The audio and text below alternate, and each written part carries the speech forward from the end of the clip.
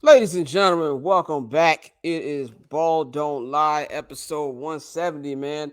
It's been a couple weeks, been 2 weeks, but we are back. If you're watching this on the YouTube, man, we appreciate you. YouTube.com/ Barbers Chat Network. You know to follow me and Dante on Twitter at Yes, Barbers Chat sir. Scott, at October Zone Tay. Follow the Barbers Chat Network on Twitter and IG at Barbers Chat Net. Subscribe to the patreon.com/ Barbers Chat Network. And in 2 weeks, we will be back to doing this podcast once a week. So, because unfortunately, the NFL season is coming to an end. I'm very sad about that because now I have to pay attention to Adam Silver's cooked product. As nightly now, and I know as you're saying, this guy hosts a basketball podcast. How does he hate basketball? I don't hate basketball. I actually am a big NBA fan, but there's nothing like NFL warfare, and I'm going to miss that for the next 8 months. Now, it will be fun to watch what the Bears are going to do this offseason, but I'm going to miss the game. So we're going to have to watch the NBA. But me and Dante are here. Visit the bcnet.com. We're going to talk about everything going on in the association these last couple of weeks, man. But let's start off with something we didn't even originally have on the rundown. We're actually, as we're recording this, is Monday night. We're both watching this abomination of a game, the Los Angeles Lakers versus the Brooklyn Nets. Where if you paid for money, if you went out of your time, you probably had a long day of work. And if anybody who lives in New York or been in New York travel, You took the train to this you shit. took the train, nigga, to Brooklyn to watch the man, the talent formerly known as Russell Westbrook, go up against Kyrie Irving. 5-6 years ago, this is a marquee matchup. Nobody wants to see this. LeBron James is not playing. Anthony Davis is not playing. A guy who has a legitimate injury, and Kevin Durant is not playing. And I say legitimate because me and my esteemed podcast partner, me and my business partner, he's the president of this company. We had a nice conversation. Look, we were about to get into a conversation about this little thing called load management, something that I fucking hate. Now I feel like this. If you're actually hurt and you can't play, cool. But the thing that pisses me off about this is the Lakers didn't play last night. This isn't even one of those, oh, it's a back to back type thing, which is still weak as hell. They played 48 hours ago, but since then they fucking they have their panties in a bunch because of the no calls. And we'll get to officiating in a minute. They're like, you know what? Fuck Adam Silver. We're gonna sit out one of his marquee games on NBA TV this week. Now you have experience with this because you flew out from one side of the country to come out here to California to the Bay Area to watch the Warriors, and none of them niggas played. Now I'm gonna let you go on the rant Yes, about to go. yes. And ladies and gentlemen, unlike the little boy from Argentina, I didn't get a picture, no tickets, or none of that shit. I ain't get no I, signed jersey. I just spent however many $100 I spent on that fucking ticket, and I get on the plane, and we about an hour in, and it's boop boop. Steph Curry out, sprained thumb. And his thumb probably wasn't even hurt, but it was a sprained thumb. All right, cool. I put my headphones back on, take me a little nap. I wake up, Klay Thompson not playing, sprained hamstring. I'm like, okay, all right, this is some bullshit. No way. As I'm getting to Oakland, Draymond Green, low management, he's out. I said, two motherfuckers. Y'all are kidding me right now. Like, it's no way in hell. I touched them, bro. I gotta find the video, Jordan Joe. Poole, nigga.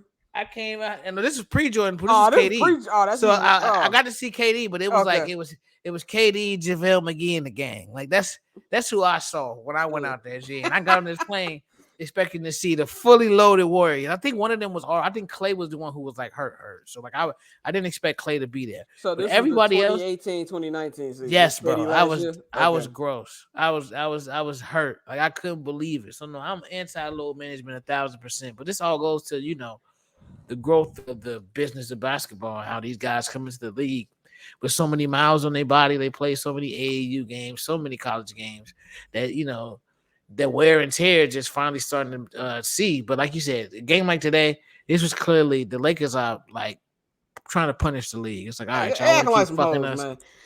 But Look. to their point, the four games that they lost on some bullshit, if they won those 4 games, they in fourth place. Look, man, the Bulls will have 6 more wins if it wasn't for how many times the Bulls been fucked over. Oh, it's been bad across the board. The rest have been bad across the board. That's and that's actually a perfect segue into our first topic. We're not just officiating NBA, but this is a basketball show. We're gonna stick it to basketball. I had a major fucking problem with that last Patrick Mahomes flag that I will rant about on I'm not gonna hold you. Nah, they called it any day. bro, I don't like that being called at the end of the game with the season on the line. You got to let that rock. I mean, but You that got was to a let it penalty. rock. You got to let it That rock. was a penalty. I just don't like it when it's decided by the refs. And to me, you look the other way. You look the other way and you let it rock. But Okay, go ahead. no, because I'm gonna get into a whole It's a little basketball. It's a basketball podcast. show. You're right. But the Lakers were screwed this weekend. The Lakers were screwed. And I want to preference this by saying, with any type of sport, whether it's MLB, NBA, NFL, you should not put yourself in position to where a call matters that much. Want to shoot the officials some bail with that. They are highly trained professionals. They are at the top of their game. Having said all of that, there needs to be some type of accountability for these refs when they fuck up. Y'all know how I feel about LeBron. I'm not a LeBron fan. The nigga was fouled. Blatantly fouled. Like there was no discussion. This isn't a let's go to the booth, have the challenge it. That's a fucking foul. Like by far, that's a foul. We've seen it time and time again. It's not just in this game. We've seen it. The Lakers have had this. I think the two teams that I've seen the most suffer from this will be the Lakers and also the Bulls. Yes, both of these teams are not good teams. Both of these teams are in the position that they're in more because of the play of these two teams, more than refs. But both of these teams have legitimate gripes that they would have at least 4 to 5 more wins. Those little bullshit. Last night we fucked up. This should have been a foul call when DeMar shot the ball. LeBron's hand was slapped. They both have arguments that can be made. My issue with this, players aren't able to say anything about the officials. They get fined. They can't say anything about them being upset. There needs to be fines for officials. I feel if the officials fuck up, they should be fined. Because then there's some accountability there. Then they'll think twice about this when they're making these play calls. And I'm not saying that they don't already think twice. I don't want to disrespect the arts of officiating, because the game moves too damn fast, and this moves even faster than we think it is by watching the game. But there needs to be some accountability. If you fuck up something, okay, now you got to pay the fine. Or maybe you don't work this game because you fucked up. And I just feel like something needs to be done because this is happening too much across the board. And this is a poorly officiated game in general. There was a lot of calls that went for the Celtics didn't get was bullshit. You can even look couple plays before the LeBron missed foul call. The fucking foul that tied the game. That call was late as hell. And that's nothing. I feel like if it's past a certain amount of time, there shouldn't be a play call. There's something that Stacey King said that I see there's something rampant across the league. You notice if you see like a shooter, they go for a shot, and if they make it, they don't call it. But if they miss it, they call it. That type of bullshit needs to be stopped. And I feel like Adam Silver needs to have some type of accountability for these officials. Yeah, you got a lot of FanDuel ass calls where it's like, whoa, like the and one to take the tie the game was absolutely ridiculous simply because how late it was called. Like, if you're gonna call the foul right when they made contact. But for you to wait, bucket went in, boop, and one, like it was like, no, bro. Like in that moment for you to do that and then turn around and come down the court and not call that play the foul for LeBron, which everybody. We all laughed and joked about his reaction, but it's like, nah, bro. That was like one of those doing too much though. A nigga act like Bronny got shot in the middle of the fucking street. Those one of those clear joints where it's like, all right, bro. Like, what the fuck are y'all doing? Like, what's really going on? Yeah, it was the reaction was a lot. Now I feel like that reaction and Pat Bev, the greatest technical in the history of the NBA. That was hilarious by far. The greatest technical in the history of the NBA. That beats Rasheed just staring at him and getting attacked. Oh, like, by far. The nigga. That is officially. Because before we saw it, I saw Stan Van Gundy said he needs to be ejected. I was like, what the fuck happened? I was like, first I thought he was talking about LeBron. I'm like, yeah, LeBron overreacted with ejected. That man said. But the man grabbed the camera, brought it to the ref, and pointed. I was like, yeah. Bro was like, wild. That's a foul. That's a foul.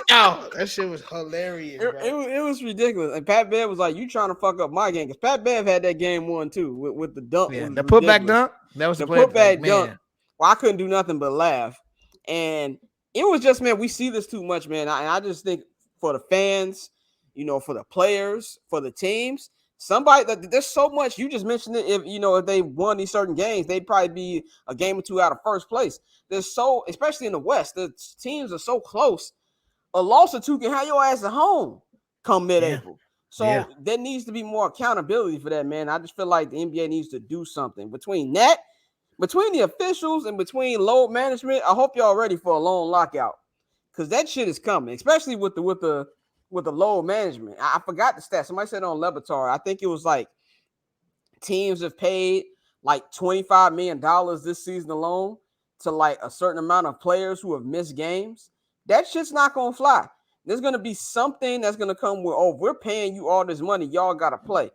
So I think that's gonna be something we're gonna see when the CBA discussion start. Yeah, this is the time when that you know, these niggas are slaves conversations is like really about to meet its match because Which it's I like at hate. this point, yeah, they high paid employees. I think it's ridiculous. Like you're not a slave because you can't ride a jet ski in the off season, nigga. Like I understand that like some owners are wild and like their mentality and the way that they see people as property is crazy, but I think that's every job. And like at the end of the day, you know what I'm saying? You sign this contract, you get a check. There are certain stipulations and go from there. And so when you see the amount of power and control the players have been able to exercise since the decision, like this is partially, I don't want to say LeBron's fault, but he, brought a lot of I won't this say up it's and the point fault, of, it's his yeah, influence. yeah, his influence as well as Christopher Paul as the Players Association president, because he's the one who negotiated the Supermax and all of that. Basically rewards all of the older players and players who outplay their contract, rightfully so, but at the same time it still kind of shorts some of the guys on the bottom end, which other players talked about. So Yeah, we're but gonna run into you're the not gonna same. save everybody. Yeah, no, you can't, and you're gonna You're save the not gonna top. save everybody. But they're gonna run into the same problem because I'm with you. It's gonna be a very long lockout, and they're gonna run into the same problem where you're gonna have the guys who are making the league minimum saying, "Yo, I want to play, I want to Yeah, play," and the rich guys are sitting there like, "Nah, let's hold out for more," yeah. because a lot of this. I'm unhappy. I'm demanding a trade. I'm gonna sit out the James Harden shit where he just goes and says, you know what, I'm gonna just get out of shape and trade me. Like that. He's done that in two different places, bro, where he just came in fat as hell and was like, yeah, I don't want to be here. Which is why I'm glad the Nets told KD the fuck out of here this summer when he tried to get out of a deal with 4 fucking years left. Like, and 99.9% of the time, I'm siding with the players. The players are the ones that make this machine go. There's no league without the players. They're here to come. The fans fill out these arenas. Fans buy merchandise. Fans buy jerseys. The players. But at the same time, if you're getting paid millions, tens of millions, hundreds of millions of dollars, how is it bad that your employer wants you to actually fucking play? You know what I'm saying? Like we said, I think the biggest part in this argument or this discussion that's going to happen is how are you going to tell somebody who's hurt? There's going to have to be a way. There's going to have to come a way when you decide the difference between hurt and injured. Kevin Durant is injured. He can't play. Anthony Davis and LeBron could have played today. I think they just want to give a middle finger to the fucking NBA because of what happened on Saturday. You know what I'm saying? If this was a back-to-back, you could have sold me on it, especially with Yeah, coming back after just 2 games. You could have sold me on that, but it's ridiculous. And then yeah, I know how it is. Like me and you, we're both blessed to be able to go to a lot of sporting events. We're able to. I did a number. I counted. I went to 30 sporting events last year with yeah, NBA, NFL, Major League Baseball. I remember a time where I could only go to a game once a year if I was lucky. And I was actually yeah, blessed to be in that position. There's a lot of kids whose parents can't afford a game, period. And I yeah. was I lucky think to go once a year. Yeah, I think about shit like that when like I go to the ballpark for 5 times in 8 days or some shit like that. I'm there literally every day walking on the field and like you said, being at these events. And then when you go as a fan, because now what I'm saying, we older, we don't do I know me personally, like I've seen where you sit and I've met you at games. We don't do nosebleeds. Like No, bro, you we don't, you you work too no, hard, to sit in shitty seats. bro, I So work just to too see the hard to sit in difference, city seats. The highest I'm sitting is a press box, and even they got food in that motherfucker. yeah, You free know what I'm food. saying?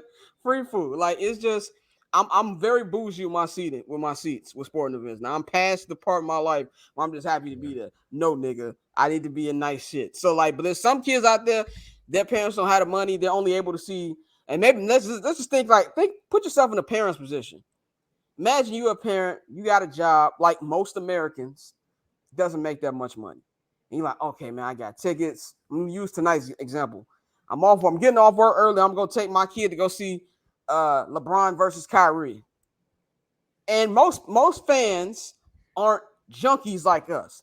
So even with me, when I'm covering the Clippers, I'm checking injury reports before I leave the house. You know what I'm saying? Like, okay, prime example. A couple weeks ago, the Clippers played the Nuggets. I see a notification on my phone. Nikola Jokic out with a hamstring. Guess what I did? I stayed my ass home. I was like, I'm not Yeah, going all the way downtown to yeah, watch Aaron Gordon versus Kawhi Leonard. So like, we pay attention to stuff. If you're a regular fan or a casual fan, you're not paying attention to that stuff. So you get there, your son or your daughter's excited, and fucking LeBron and AD on the sideline in some Gucci. You know what I'm saying? And things like that. So I just feel like there needs to be a compromise here. And I do think this, amongst other things, is why I feel like there's going to be a long lockout. And y'all better buckle up, man. So I'm going to expound more on this. So I'm not going to hold you this week, too. I got some more thoughts on that. But let's move on to the actual basketball. We just talked about the Lakers, so stay out here in LA. The Lakers have actually been playing some decent basketball. Anthony Davis just came back. Now they got straight up shellacked by the Clippers. Clippers actually playing good ball. I'm gonna take away the little 30-point loss they had to Cleveland on Sunday because Kawhi and Paul George were low managing. So we knew that was gonna happen. But for the most part, the Clippers been playing good ball. But like I've said on this podcast, what I've said about the Nets, I'm gonna use the same thing with the Clippers. Until them niggas play 10 to 15 games healthy, I have nothing to say about that team. But the Lakers been playing much better. The problem for the Lakers is, yes, everybody keeps saying, well, they're only 3 games behind fourth place. Yes, but there's also 4 or 5 other teams that in the same position. Not only do the Lakers have to borderline go flawless over these next 30-something games, they need other teams to lose. So they really can't afford to lose that much over these next couple games. So we got the trade deadline coming up next week, February 9th. The Lakers strike first. Now, there's 2 things I want to talk about. One, everybody talked about the big Miles Turner thing. Is he going to become a Laker? Miles Turner just signed a 2-year extension with the Pacers, so that's dead. He can't get traded, so you can take that domino off the table. They say they traded for Rui Hachimura. I don't want to fuck his name up, but yeah. they just traded for him. He averaged 13 points, shot 49% from the field from in the Washington Wizards. They traded him for Kendrick Nunn and three second rounders, which is really a nothing trade. You would expect that they plan to keep him long term. What's your thoughts on this trade before I give my opinion? I think it's a decent trade. It's one of the better moves Rob Pelinka's made. Hachimura is a guy who, outside of everything you said offensively, he's 6'8", he can guard multiple positions. You know what I'm saying? Not ain't gonna make. I don't think he's gonna make all NBA defense, but he adds another large body in there for the Lakers because size has been an issue for their squad. They've been running some lineups with Pat Bev and Russ, and they've been like just terrible on the plus or minus side. So I think that adds another quality player for them. So I mean, like I said earlier, 4 or 5 plays get called different. The Lakers are sitting in 4th place. You feel me? So it's one of those moves where like it could seem like it's a small move and it may not be that impactful, but in the long run, it could be the difference between them being a play-in team or being a seeded team, a top 6 team. Yeah, I like it. I like the move. One thing living in Los Angeles, you see overreactions. I think it's a good trade. I didn't like how they hyped it up like they just traded for fucking Kevin Garnett. We don't need Rui Hachimura highlights on House of Highlights because this nigga trade got traded to the Lakers. No one thing that pissed me off, not just with the Lakers, but in sports in general. When any Yeah. team makes a trade or a free agency, they make a little dumbass graphic or the starting lineup. Who's gonna Yeah. stop this? Like, Yeah. you know what I'm saying? Like shit like that. They have a squad They now. have a squad now. Like No, they that don't. was like, okay, whatever. Like, it's a good trade. It helps them out. Even though I have some questions about him defensively, I think it helps them out. I think it's a good move. So, you got more of a young piece. The only thing to me, we talk about how close they are, standings wise, this needs to be followed up by another move. If they stay with right now, they just get Roy Hachimura or nothing else. I don't think nothing really changes. You know what I'm saying? They need another move. I think the entire league, not just the Lakers, are looking at what's what's my man name in Toronto? Masai Ujiri is going to do at the deadline. I think he Yeah. holds all the keys. Is he going to keep Gary Trent Jr.? Is he going to keep a Fred VanVleet? I know the Clippers are listening into the Fred VanVleet thing because I know they need a point guard badly. Yeah. That would be somebody that would be perfect to go with the Clippers. So everybody's wondering if this follows up with something where the Lakers can be able to get them a Fred VanVleet or a OG or a Gary Trent Jr., then yeah, I like it even more. None of these things matter if Anthony Davis doesn't stay healthy. That's just really what it comes down to. If you want to look at the whole LeBron James era in Los Angeles, yeah, you can make the jokes that I make, 3.5 rings. They only made the playoffs twice in the 5 seasons. Yeah, take all that jokes aside. The reason why this window or run you want to say hasn't been as successful as possibly could have has nothing to do with LeBron James. LeBron has done his part for the most part. It's all on the hands of Jeannie Buss, Rob Pelinka, and Anthony fucking Davis. If Anthony Davis is healthy, we're not having half these conversations we've been having since they won in the bubble. Do you know this nigga's missed it literally 60% of their games since the bubble ended? None of these shits matter if Anthony Davis is not healthy. So if Anthony Davis is healthy and this is followed up by another move, I think the Lakers are in prime position. Because one thing you got to look at, me and Pavi talked about this when we was at the Clipper game. It was one of the other Clipper beat writers too. I forgot his name, so I don't want to fuck it up. But we had a discussion during halftime, when they were playing the Mavericks, and we were saying like the Warriors and Lakers have two things in common to me. Both of them teams cannot be in a play-in game. Because if the Warriors in a play-in game, you convince me they could fuck around and lose a play-in game because Anthony Edwards caught fire. You convinced me the Lakers could be in a play-in game and lose because, I don't know, Dame went crazy. But in a 7-game series, especially if you look at the top 4, there's no real experience here. You take away Denver, you can't convince me in a 7-game series that the Grizzlies, I know the Grizzlies are a great team. You could tell me on the Lakers beating them with a healthy Anthony Davis just because those two have been there before. They're a battle-tested team, and you don't want Sacramento. The niggas ain't never been. They can lose to the Lakers too. Same thing with the Warriors. The Warriors, they're in a 7-game series because of their championship medal, the defending NBA champions. They can knock off one of these young teams, but if they're in a play-in, they're going to lose. So I really think it's all about them gearing up for that because they're still, to me, 1 or 2 moves away from being able to even be in that conversation. Because right now, they're just hoping for luck and hoping that 4 or 5 other teams in front of them lose, which I don't know how realistic it is at that point. There's only like 31 games left for these dudes.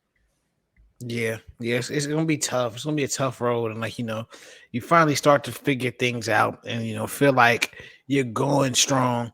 And once again, he's had a rough stretch in LA because all of the Mr. Glass jokes that's new. Like when AD, like he had got hurt a couple times in New Orleans, but he wasn't hurt like that. They were never long injuries. They were ticky-tack injuries. Yeah, ticky-tack shit that you expect, a 7-footer to get. But now, as he's continued, and even though now it's still some fluke, it's always fluke shit. It's always. Did you watch the game against the Spurs?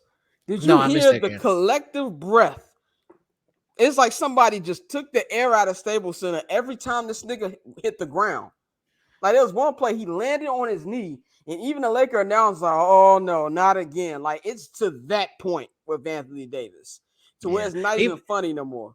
And now, even though I don't like that when the announcers were like, "Oh, not again!" Like he's not trying to get hurt, bro. Like, I think it was a natural reaction because it's like, "Oh shit," I don't think it was one of those they were trying to go in on 80. It was everybody in the building's natural. Like even I'm not a Laker fan. I was on my couch like, "Oh, get the fuck out of here!" Like again, we're not saying of course 80. Nobody tries to get hurt, but it's to that level now with this team, man. It's just like.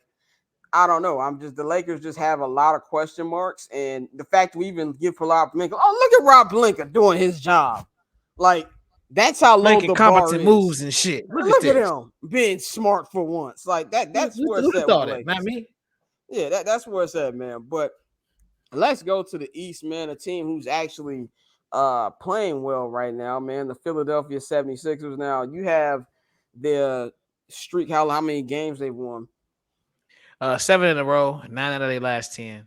9 out of their last 10. Big win on Saturday. A big marquee matchup, of course, since the NFL is coming to an end, the NBA has their Saturday marquee.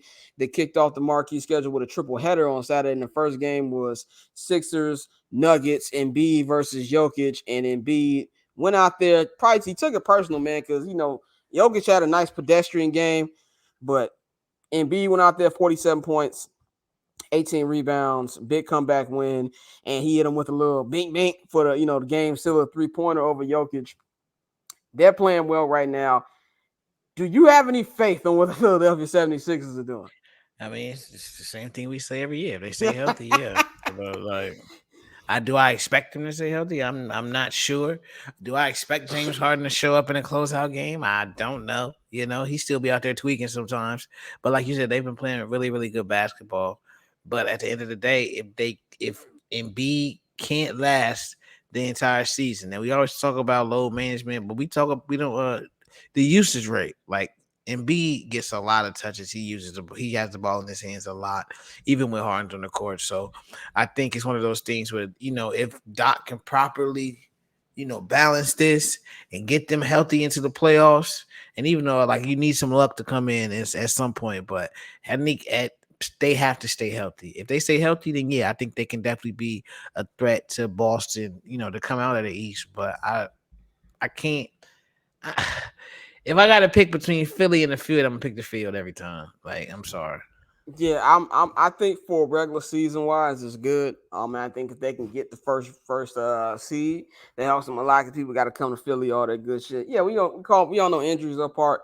Joel's got to stay healthy. Harden got to stay healthy. But I don't believe this shit. And there's two niggas why I don't believe this shit. Doc Rivers and James Harden. These are historical chokers. Historical. Like, we'll be here all goddamn day naming both of these two's greatest hits of choking in the playoffs. They got to show it to me. I don't give a damn what they doing in the regular season. None of this shit matters to me, bro. It's cool. I know Philadelphia's having an amazing sports town moment right now. I'm very jealous of the city of Philadelphia as a Chicago sports fan This because, was supposed to be us. yeah, it's supposed to be us. You know what I'm saying? Like, the Eagles in the Super Bowl. The Phillies went to the fucking World Series last year, and the Sixers out here, playing great basketball, have a chance to be number one seed. But I don't believe this is going to be a team that's going to join the Eagles and the Phillies in making the championship round, because I just don't believe that James Harden is going to be able to make plays at the end of the game when they need him to make plays, when they're making life difficult for James Harden. I mean, for Joel Embiid. And I damn sure don't believe in Doc Rivers. I just don't. Is a one-hit wonder. I hate to say it. I really like Doc. He's a cool guy. He's a Chicago guy, but it is what it is, bro. Like, he gets him and a lot of the '08 Celtics get too much love for that championship, and it's just like you would think they were a dynasty the way niggas talk about the '08 Celtics and everything involved in it. Yeah. But go ahead. No, I just think with the '08 Celtics, it was three. Well, at least two. Like, I would even say three back then. It was three guys who were really likable, who really, at least around the league, it's like I they don't think paid there was they ever due. a time when people like Paul Pierce. That's why I said maybe. I was It just was stretching two. it with Paul, but three guys. Well, I would say even if it's not liked, respected around the league because of Oh, what for he did sure. and because of Yeah. his game. And it was like these are three dudes who was chasing the ring, and it was like three dudes chasing the ring. Doc had never gotten the ring. Doc hadn't got out the first round, and they was like, all right, it was just a perfect storm. So I agree, they definitely get a lot of leeway. And most like we talk about that Celtics team more than we talk about the Bad Boy Pistons. And That's a good point. And somebody said that, I think I was watching All the Smoke, and they asked, there's Freddie Gibbs was on there, and Freddie Gibbs said that he feels that the Bad Boys are dynasty. First of all, they're not, but I do feel like they're one of the most disrespected teams. Now, there's a reason they're disrespected, yeah, very because much they so. carried themselves like some fucking assholes. Like, and I just don't like the promo run that Isaiah Thomas been on, acting like he don't know why people don't like him. You know what I'm saying? Like, and it's just easy to point to Michael Jordan, but Michael Jordan wasn't the only nigga who didn't want him on the fucking dream team. Nobody wanted him on there. Scotty didn't want him on there. Larry Bird didn't want him on there. And I know Magic Yeah. and them are cool now, but Magic was not fucking with that nigga when it was dream Listen, team time. Scotty put his name on it. He said, "I didn't Yeah. want to play with." One of the few things I respect about Scottie Pippen at this particular junction in his life, he was like, "No, I was one of the niggas who I didn't want him on here." But you're right. We talk about the '08 Celtics, a team that won one championship in the middle of a run that you really only think about the Lakers. Honestly, like during that whole period, you think about the Lakers and LeBron's come up in the East. I don't really think about them niggas like that. And even they were in the middle of the Detroit Pistons' little 4 or 5 year run where they were going to these conference finals every year. Yeah. Outside of a team they're not a dynasty, the Bad Boys, but they're legendary. They changed the way the game was played. They were the first real big bads in the NBA. We I don't talk say about them. this. Go ahead. Larry Bird, not say Larry Bird. Isaiah Thomas is the only person to be Magic Johnson, Michael Jordan, Larry Bird. In the same postseason. only person to do it. So and like nobody cares because of how you you gotta act. give him love. Yeah, you gotta give him his love, even though he was a dickhead. Or like you gotta show And love. by the way, I don't know this nigga. He might be a great guy. I don't know. I've heard Everybody great things. I've heard Obviously, some real stand up nigga things about Isaiah Thomas. it's a mixed bag because But you've at the heard some same stand up time, things. I've I've heard some heard some goofy scumbag shit nigga shit too. about Yeah, Isaiah Thomas. yeah. Right. Yeah. That's Exactly. life. That's life. Half of my family is from out west. So The duality of man. right, exactly the duality of a man. I've heard mixed things about him, but you're right. And I just feel like Doc Rivers and not even Embiid. I don't blame Embiid. You know what I'm saying? Embiid is really his issue is health. But James Harden and Doc Rivers got to prove it to me before I'm giving the Sixers anything long term wise. Now, as far as the regular season, they're playing well. That was a big win against one of the best teams in the NBA. I feel like Embiid feel he's slighted, and we'll get to that when we get to the All-Star starters in a minute because I have a two-way take on that. But they're playing good ball, but long term, they gotta show it to me. Oh yeah, hold But on. Speaking of that, like I told you earlier about Embiid, him, needing to make it. He currently has the highest usage rate in the league, 37.9. So there you go. there you go. Um, Godspeed. Godspeed to them. Let's talk about a team that I just don't like. I'm just gonna be flat out with it. I just don't like these niggas, and I don't think a lot of people. I think they've taken the crown from the Phoenix Suns as the most unlikable team in the NBA. I don't like this team, but I like their star player. I like Ja. We talking about the Memphis Grizzlies. I think they are the most Generation Z ass basketball team. And I'm gonna sound like an old head when I say this. When you think about these the Generation Z and they annoying ass, you think about the fucking Memphis Grizzlies. Now, I said on my show 2 weeks ago, I'm not gonna hold you, that I feel like the Grizzlies need to make a trade because they need to be able to take advantage of this window right now in the Western Conference where it is wide the fuck open. This is one of the few years where the Warriors aren't just out here kicking everybody ass. You can sell me on about 4 or 5 teams that can actually win the Western Conference. You need to go out there and make a trade and get Ja a legit second option. Because Desmond Bain, he cool. Desmond Bain ain't a 2 on a championship team whatsoever. I'm not even sure Desmond Bain is a 3 on a championship team. Desmond Bain is a 4 to me, a guy who can get you about 18 to 20 a game. You know what I'm saying? His ceiling to me is like a Luau Deng. And I say this respectfully because I felt like Luau Deng was a really, really good player. But they need to go out there and get Ja guy. But this is a team where they talk a lot of shit. And things have not been great for them since Ja's "I'm good in the West" comments that he told Malika Andrews. And after they said that, they got smacked up by the Warriors on national TV on Christmas while Steph Curry was sitting on the sideline dressed like fucking Tom Joyner. Since then, not only that, we know the big dust up against them and Shannon Sharp. And by the way, what's your opinion on the Shannon Sharp thing? Because I gave mine on multiple shows. What do you think about that whole incident? I think at some point, like we sit here and talk about, fans wilding and shit like that, but that was really one of those moments where Dylan Brooks was doing too much. Like going over there, just sitting there screaming, fuck you, all of that. Was Shannon tripping? Yes, and that's why he apologized because he knew at the end of the day he didn't have to do all of that.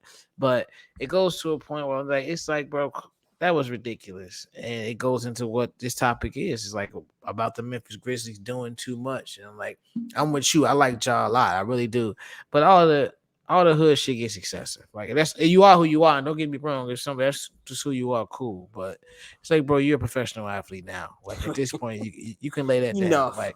Like getting on to the you put I think he tweeted like free thugger or some shit the other day. It's like brother, that's not something you really want to tie yourself to. Like he's going down. You're right. That nigga is You going to you, prison. you Okay. just dropped your first Nike shoe. Like relax. Like, Exactly. That nigga's but going it, to prison, yeah, bro. but it's just young people shit. And I also think like I said, not to try to clown job, but I think at the same time, a lot of us as products of hip hop culture. Like I said, I don't know the nigga. I don't know how he grew up in the Carolinas, but being products of hip hop culture, we talk like this. We speak a certain way. You certain slang, you use certain things. So like him saying, I'm good in the West, like like he pocket some shit.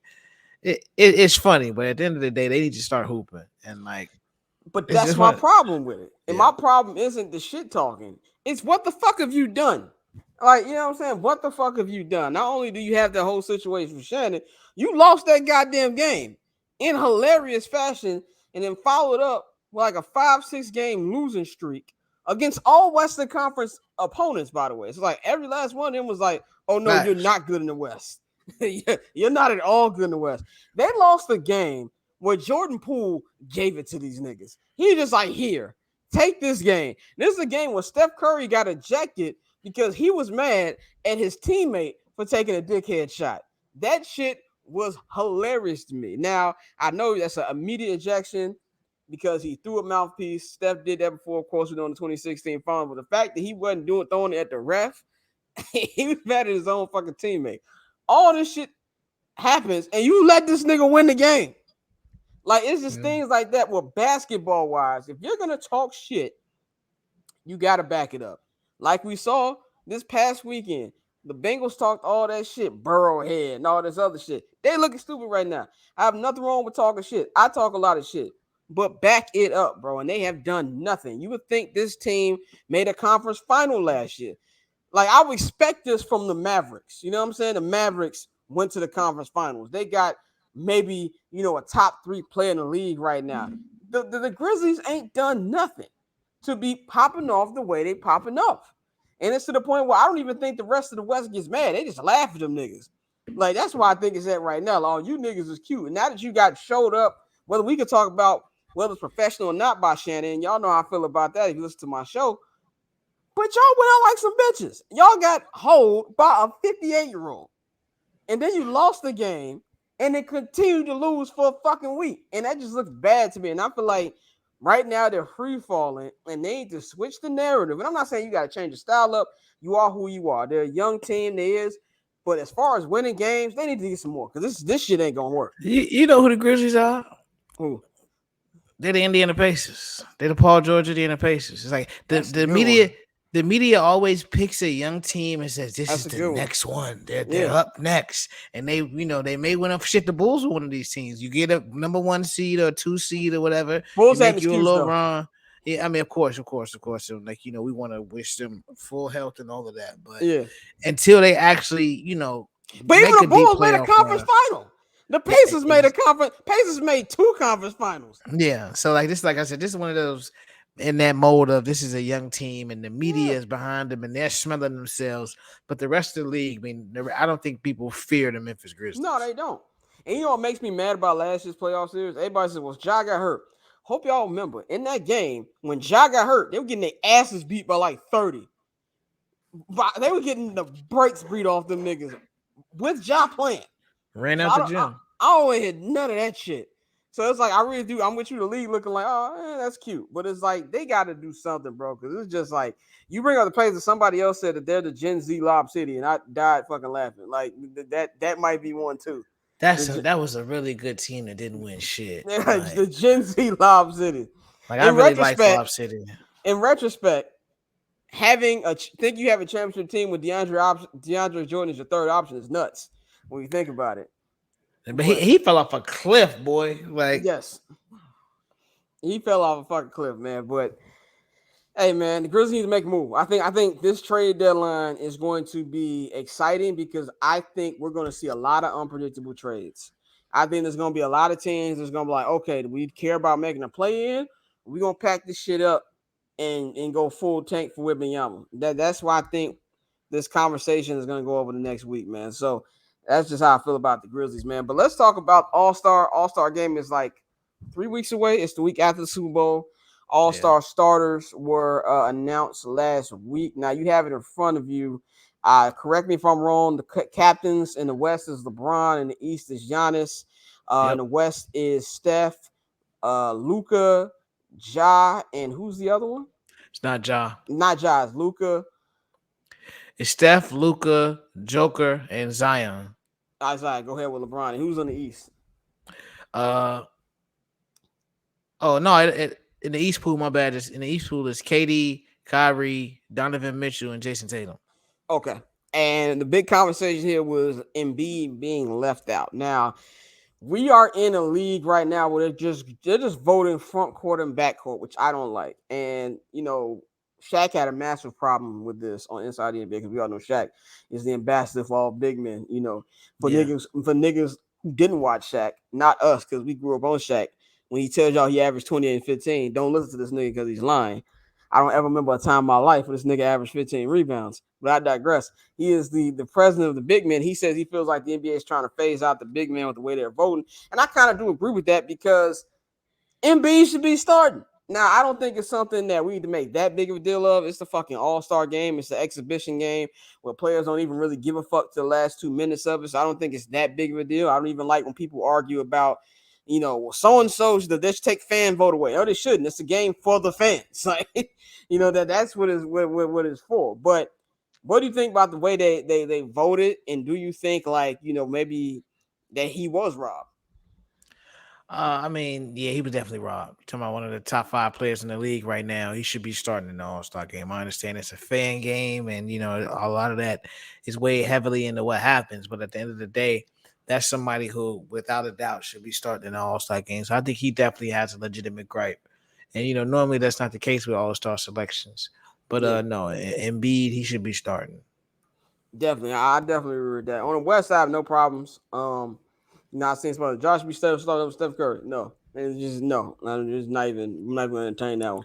No, I mean, I could see it. I could see it simply off games played. That's literally it. But now that Steph is healthy, no, it's not. I don't know.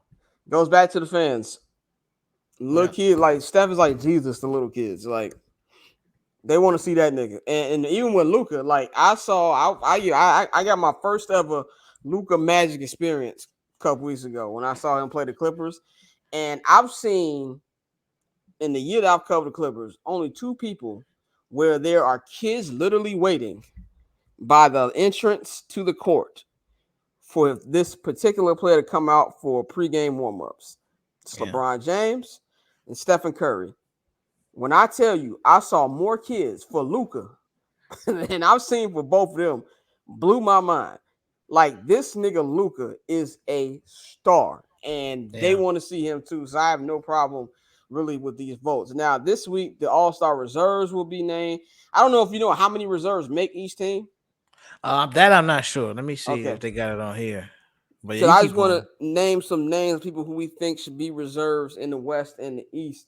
With the East, first of all, no Chicago Bulls should be on this roster. I want to be very clear about that. Be very clear. I see some of you niggas try to sneak a DeMar DeRozan on your ballots. I love DeMar. The fuck out of my face. The $200 million guy who I will not name at this particular moment, he damn sure he shouldn't be anywhere near the state of Utah come mid-February. Just stay the fuck away. But I think some names you think about Jalen Brunson should be in there. Fucking Julius Randle, he should be in there, of course. Yeah, he should also be there. Embiid should be one, should be in there. I'm trying to think who else. I think the rookie Paolo should be in there. Paolo's getting out, probably not over Jaylen Brown. Jaylen Brown's got to make it. Jimmy Butler, Pascal Siakam, Kyle Kuzma's been playing well. I agree. I think can't have no Washington Wizards in the All-Star game. Yeah, James Harden, Trae Young. We forgot about Trae Young. I forget about Trae on purpose. Yeah, Trae's very look at the box score, like, oh damn, he did this. You watch the game. You watch the game like this nigga didn't do shit. All right. Exactly.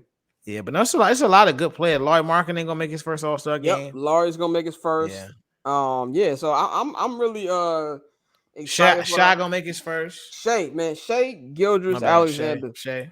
Look, man, I understand the Clippers had to do that trade because you had to do to get Kawhi and Paul George. Even though the niggas have played like 20 games together in the 4 years they've been here. But Shai, when I tell you that I would trade every nigga on this Bulls roster for Shai Gilgeous-Alexander. Like, him and Dame are the epitome of we gonna get you out of there. And at this point, I'm actually gonna stop begging Dame to leave because he must obviously just love playing mediocrity. At this point, I don't even care about when this nigga scores 60 anymore. Brother, I ain't gonna lie to you. If I've made, $400+ million, my family's good. The community loves me. I get all of that. You make brilliant points. I get a lot of y'all had this championship drive and all that shit, but I've won that life. So y'all can kiss my ass. So I feel Dame. Like if you want to come play with me, but I'm not gonna run around and jump team to team, do all this extra shit. I understand. I get your point. I'm not mad at that. That makes a lot of sense. But I want to win at the game of basketball. Like every nigga in the NBA didn't won the game of life. I want to win the game of basketball. And my fear for Dame is that we gonna look at this nigga 10, 15 years. Oh, nigga was cool. He can score. Like, and that's just where the conversation is gonna stop. You know who Dame gonna be? Who? He gonna be Alex English. Probably. He gonna Like be Adrian Danley. I saw a lot of old heads talking about how Alex English was getting buckets for a very long time, and like because Bron's been doing all this scoring, like Alex English is one of the first. I think I don't want to say he was the first, but he averaged 35 at at age 36. No, he averaged 30 at like 36 or some shit like that, like just getting buckets. And so like I think that's somebody like Dame. Like we're gonna remember all the deep threes, the buckets, and things like that. But people are not gonna be like, oh yeah, Damian Lillard. I remember, unless you're a true fan of the game, then we all Unless you're gonna a be like, true yeah. fan of the game. Yeah, he's going to be. And this is a guy who's been to a conference final. I was going to compare him to T-Mac, but I was like, nah, T-Mac ain't even come out the first round. That'd be disrespectful today. But yeah, it's just going to be one of them things. Like, oh, that nigga was a good scorer. You know what I'm saying? In the bubble, he went to conference in the bubble, right? No, it was against the Nuggets. That was first round. Oh, Nuggets played the Nuggets in the first round. If you want to count that social experiment. But All-Star game coming up. That dunk contest is, I don't even know one name on that fucking list. And I'm just like, whatever to that point with the dunk contest. Dunk contest become like the Pro Bowl, damn near. But All-Star coming up, man. Looking forward to that. We're gonna wrap this up with one of the biggest stories in the NBA right now is LeBron James getting closer and closer to breaking Kareem Abdul-Jabbar's all-time scoring record. Now he did sit out the game against the Nets. He will be playing the Knicks on Tuesday, which of course when you listen to this will be tonight. Well, we're guessing he's gonna play. You never know how the NBA is, but he's 117 points away. They're on a road trip right now. You have the schedule in front of you of when we can guess on when we think LeBron is going to break this record. Let's see. After they play the Knicks on Thursday, they play the Indiana Pacers. On Friday, they play the New Orleans Pelicans. No, Saturday, I'm sorry. Tuesday, they head back home against OKC. I think he's going to break it Thursday, February 9th in LA against the Milwaukee Bucks on TNT. That's what I think. Now he's 117 points away. Now, how many would he have to average for that? So that's 4 games from now, right? It's 117 divided by 4, nigga. I'm no mathematician. Now, granted, it's a Chicago public schooling. 20. Yeah, he need to average 30 for the next 4 games. 29.25. Okay. So, and who they play after the Bucks? They play the Warriors, don't they? After the Bucks, they play the Warriors in Golden State on ABC. I think it's going to be one of those 2 games. It's going to be one of those 2 games. I can see that. I'm going to say against the Golden State Warriors, just because that's the team that we're going to forever link LeBron with his battles against the Warriors. If you want to call it that, they're mainly kicking his ass. But his battles with the Warriors. Getting stumped out on ABC against Steph Curry, the guy who he's sharing this era with Mike Breen, Mark Jackson, Jeff Van Gundy on the call. To me, that's where it's going to happen. Yeah. It's in Golden State or it's in Los Angeles? It's in Golden State. It's in Golden State. Yeah, that's why I think it's going to happen. And get ready for a week or 2 of ridiculous conversation. But I will say this. Now, I'm going to give some love to LeBron here. I will say about this record because it's not a matter of if. He's going to break it. One thing that I'm looking to is this Kareem bitter ass going to congratulate LeBron. This is something I'm really looking forward to see. Oh no, he's gonna be insufferable. Like, back in my day, there's 2 things I'm looking at. One, how is Kareem going to react to it? Number 2, more importantly, that I don't think nobody outside of LA is paying attention to. How is Laker Nation going to respond to it? Because something that I've been saying since LeBron is a Laker, something I'm glad that Keyshawn Johnson said on his show last week, LeBron is not a legendary Laker. Now, I do believe that LeBron will get his jersey retired because when it's all said and done, the Lakers will be his second longest tenured team since he's been in the league. It's already his second longest tenured team since he's been in the league. Of course, Cavs is number 1. He's going to have his jersey retired in Cleveland. He's going to have a fucking statue outside of the Q or whatever the name of the damn arena is right now. I think he's going to get his jersey retired in every spot he went to. Now, Pat Riley is a bitter old fuck, so it might take him a long time before Pat Riley gets over this nigga leaving and he puts his jersey in the rafters. But I do think LeBron will have his jersey retired by all three teams. Now, I'm interested to see how Laker Nation is going to treat this because he is breaking the record of a guy who we look at is one of the all-time best Lakers in Kareem Abdul-Jabbar. So I'm looking at those two type of things. And if he does break it at home against the Bucks, what's going to be the reaction? Because a lot of Laker fans wasn't happy when he passed Kobe for all-time scoring. I'm going to keep it real. But it was not the reception. Now, of course, we didn't get the full thing because the next night Kobe died. But I'm interested to see what that reception is gonna be like. But for LeBron's career, I think this is gonna be something that's going to be able to separate him from Michael Jordan. Now we're gonna always have the GOAT conversation from here into eternity. If you're a LeBron Yeah. guy, there's nothing that Michael Jordan did that is going to change your mind. If you are a guy with sense like myself, and you have Michael Jordan as your GOAT, it doesn't matter what LeBron does; it's not going to change your mind. But one thing that we can't debate, whether you're a Michael Jordan stan or a LeBron stan, is there's nobody in the history of the NBA who has done it as long and as great as LeBron James. The way he's playing right now would be amazing for somebody who's 10 years younger than him. So for somebody his age doing it is incredible, and I think that's going to be his legacy, the longevity that he played with, and that's something that's going to be able to separate him from a Michael Jordan or a Kobe Bryant or, a Kareem Abdul-Jabbar.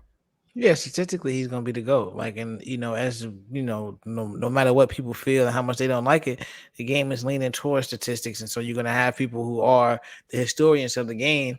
As more and more players, even though players are jumping into the media as they get phased out, and you have these people who are talking about who the greats are, they're gonna go off the record books. And like you said, LeBron's gonna be when you won 1 or 1A in every major statistical category, it just speaks to your greatness. So I agree that. I also think you're giving too much credit to fans and media nowadays no, with, but I mean, with when it comes no, to stats.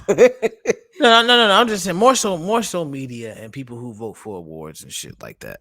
More so them. Like fans are always gonna be fans and have their opinions, and that's the beautiful thing about it, because I think as a fan you should. I think fans shouldn't only go by stats. I think niggas like us who are trying to produce content and people who are like trying to work in these realms professionally, yes, you have to use numbers. But You gotta if a use fan both.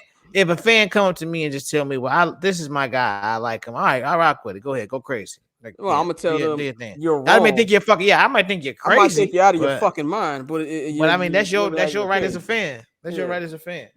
And I feel like also too in just sports in general, we're ranking. We have to rank everything. Like even like the thing that Stephen A. Smith got in trouble for like 2 weeks ago, when he said I like Rihanna, but she's no Beyonce, and they were like, "Well, that was Yeah, unnecessary." But you got to understand, Stephen A. comes from a world where we compare everything, so it wasn't yeah, something he was doing in disrespect Rihanna. He compares everything every fucking morning.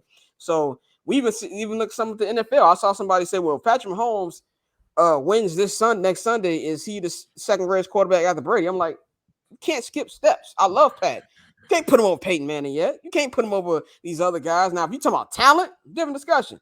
Even with talent, wise, if you want to go off talent, I think LeBron James is the most talented player to ever pick up a basketball. If we just going off sheer talent, I think he's the most talented player to ever pick up a basketball. yep, You can say the same thing about Patrick Mahomes. You can argue that Patrick Mahomes is the most talented player to play the game of football, but you got to put in accolades and other things for, of course, now LeBron has those things, but for like a Patrick Mahomes, he got more work to do. We can't be just putting him in front of all-time greats yet. So I think it's just really of a compare culture, but I do think LeBron is going to have his own wave and his own era where people say he's the GOAT, because the further we get from it, you're never going to forget Michael Jordan. But there's kids right now who wearing his damn shoes who don't remember the reverse layup against, you know, the fucking Sam Perkins, nigga. Like, so we're gonna get further and further game where people are going to forget that. You know what I'm saying? Like, there's some people out there who don't remember how great Kevin Garnett was. We're at the point yeah, people were underestimating Tim Duncan. Like, I think people forget how great a defender he was. So you're right that LeBron is gonna have his time, especially when he retired and his documentary comes out, things of that nature. With the general, I don't know about general consistency, but he's gonna have more of a GOAT argument, I guess you want to say. yeah, absolutely. I agree, 100%. So that's all we got for y'all today, man. Ball Don't Lie, episode 170. We'll be back in 2 weeks, and then we'll be back on our regular weekly schedule where we leading y'all through the not second half, but the last quarter of the season, the NBA heading to the playoffs, and of course the NBA finals, all of that.